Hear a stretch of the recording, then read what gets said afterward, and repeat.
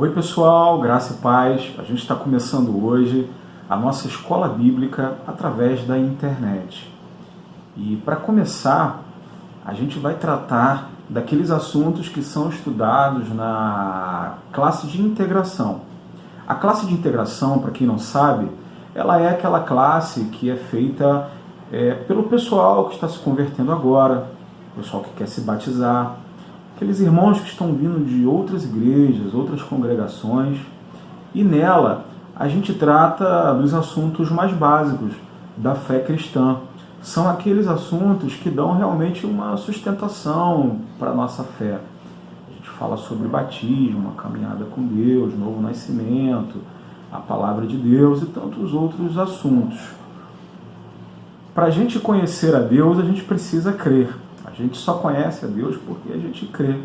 Mas a gente só crê em Deus porque um dia Ele se revelou. Se revelou como? De várias formas, mas principalmente através da Sua palavra. E esse é o assunto que a gente vai falar hoje. A Bíblia Sagrada, a nossa única fonte de fé, de inspiração, de prática.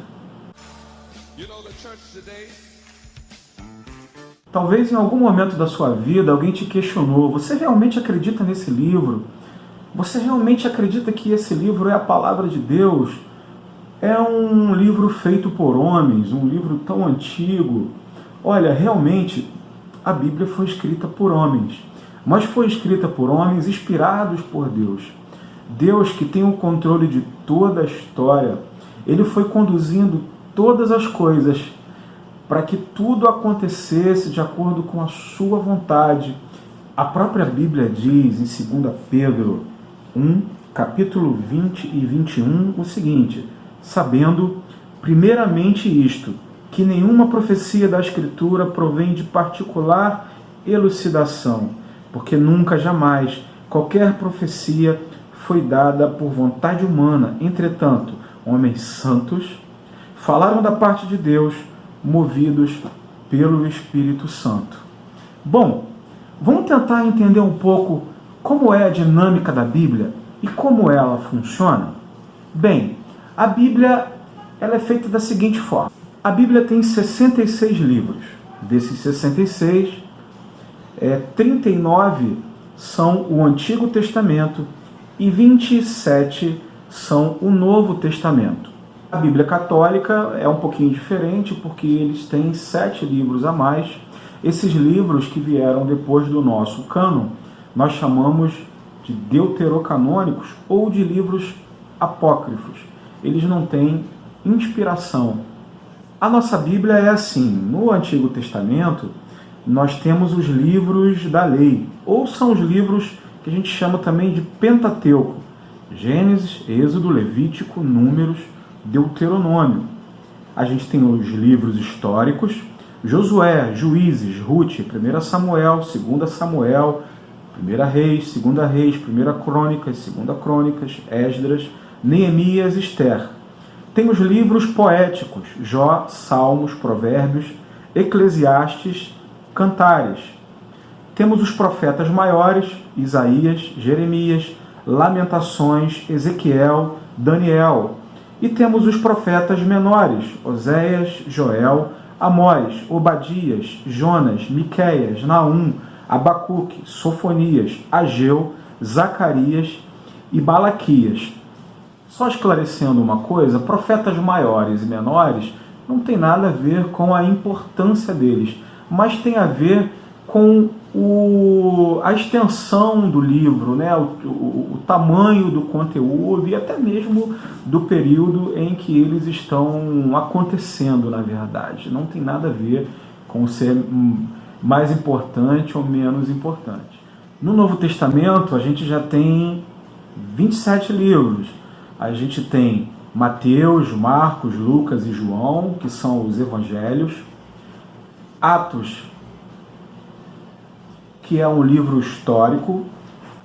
A gente tem as cartas de Paulo, que são Romanos, 1ª e 2ª Coríntios, Gálatas, Efésios, Filipenses, Colossenses, 1 Tessalonicenses, 2 Tessalonicenses, 1 Timóteo, 2 Timóteo, Tito, Filemão. Temos também as cartas gerais, Hebreus, Tiago, 1 Pedro, 2 Pedro, 1 João, 2 João, 3 João, Judas, e temos o livro profético que é Apocalipse. Bom, eu sempre percebo que na escola bíblica existe uma pergunta que todo mundo faz. Como que eu posso realmente ter certeza que a Bíblia é a palavra de Deus? Como que eu posso ter, não só na minha vida, mas como que eu posso compartilhar com outras pessoas essa certeza que nós podemos crer nela, podemos acreditar que é a palavra de Deus e podemos acreditar que tudo que está ali realmente é verdade? Olha, não é muito difícil não, e essa parte do estudo é bem legal. Presta bem atenção que isso é muito importante. O primeiro motivo que você pode crer em tudo isso e pode também compartilhar com seus amigos é o testemunho interno, ou seja, é aquilo que a Bíblia diz sobre ela mesma. Como a gente viu agora em 2 Pedro, ela diz isso sobre ela, que ela é a palavra de Deus inspirada pelo Espírito Santo de Deus. Se você ler lá em Lucas 24, versos 44, você vai perceber que o próprio Jesus fala isso. A seguir, Jesus lhes disse: são estas as palavras que eu vos falei, estando ainda convosco. Importava se cumprisse tudo o que de mim está escrito na lei de Moisés, nos profetas e nos salmos. Ou seja, o próprio Jesus está dizendo que tudo aquilo que havia sido escrito realmente era a palavra de Deus. O segundo motivo pelo qual você pode acreditar em tudo isso é o testemunho externo. O testemunho externo é aquilo que aconteceu durante a história. As coisas que foram relatadas na Bíblia, cada história que você vê ali, ano após ano, vêm sido confirmadas pela história. Inclusive, muitos arqueólogos já acharam peças, construções, templos, várias coisas que são relatadas na Bíblia. A história vai confirmando, vem sido encontrado pelos pesquisadores, confirmando que tudo aquilo que estava escrito ali realmente aconteceu. Então você pode acreditar em tudo aquilo. A própria história, ela vai confirmando isso tudo. Inclusive, existem autores da antiguidade, como Flávio Joséfos, que ele testemunha de várias coisas que estavam acontecendo na Bíblia e que ele diz que realmente que tudo aquilo era verdade. O terceiro motivo é o cumprimento das profecias. A Bíblia é o único livro que ela faz várias profecias e essas profecias vão se cumprindo. Quando Jesus disse que o templo ruiria, várias profecias do Antigo Testamento, tudo foi se cumprindo com o tempo. Vocês já leram a profecia de Isaías, que está lá muito tempo antes de Jesus, falando de tudo o que aconteceria com ele? Dá uma lida em Isaías 53. É uma das passagens mais lindas da Bíblia, onde narra tudo, com toda a perfeição de detalhes, o que aconteceria com o Mestre Jesus muito tempo depois. Olha só que bacana. Quem creu em nossa pregação? E a quem foi revelado o braço do Senhor? Como raiz de uma terra seca, não tinha aparência nem formosura. Olhávamos, mas nenhuma beleza havia que nos agradasse. Era desprezado e o mais rejeitado entre os homens, homem de dores, e que sabe o que é padecer. Como um de quem os homens escondem o rosto, era desprezado e dele não fizemos caso.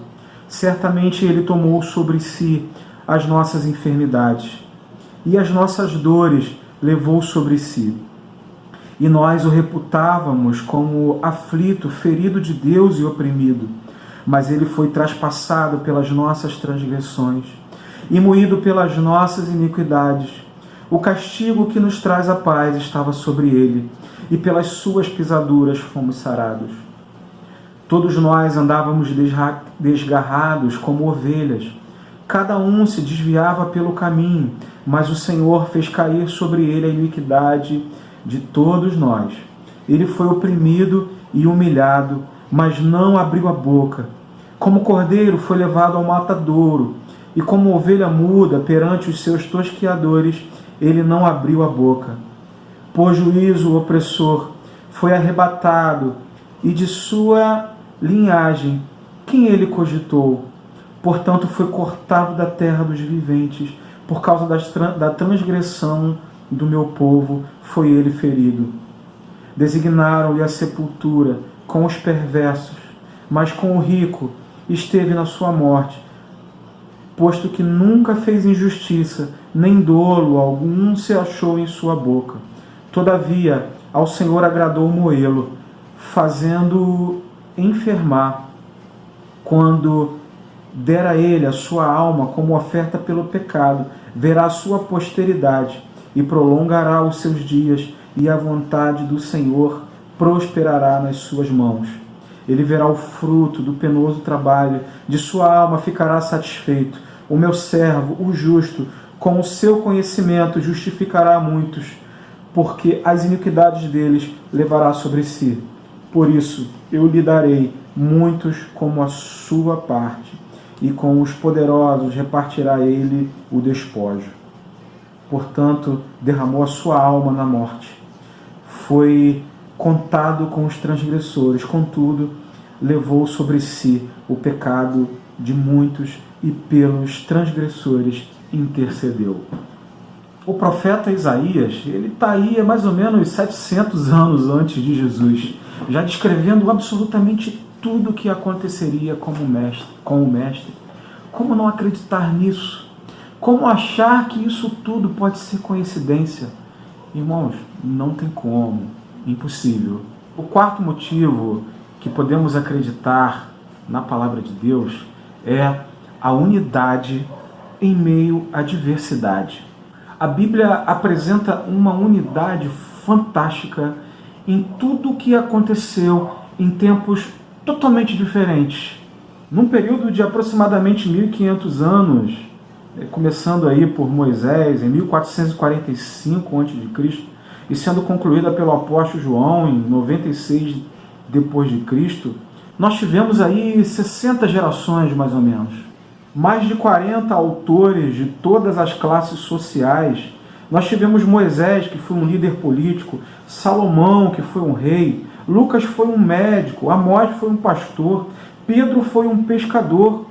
Isso em diferentes locais. Moisés está no deserto, Paulo está na prisão, João está na ilha de Patmos. Isso em diferentes circunstâncias. Davi, por exemplo, ele está num tempo de guerra. Salomão está num tempo de paz. E pessoas que nunca se encontraram. A Bíblia, os relatos bíblicos estão acontecendo na África, na Ásia, na Europa, lugares diferentes, em tempos diferentes, e tudo linkado, totalmente linkado. Isso é algo maravilhoso. Você pode ver a Bíblia do Gênesis ao Apocalipse, do primeiro livro ao último. Tudo o que aconteceu tem apenas um mesmo propósito. E isso é algo fantástico. O quinto motivo, que a gente também pode acreditar em tudo isso, é a coerência nos ensinamentos bíblicos. Se você pegar todos os livros, do primeiro ao último, tudo está contribuindo para revelar a mesma coisa, que é a redenção de um homem que se havia perdido através do Filho de Deus, Jesus Cristo. Uma coisa muito legal é que em 1947 houve uma descoberta muito bacana que eles chamaram de os rolos do Mar Morto.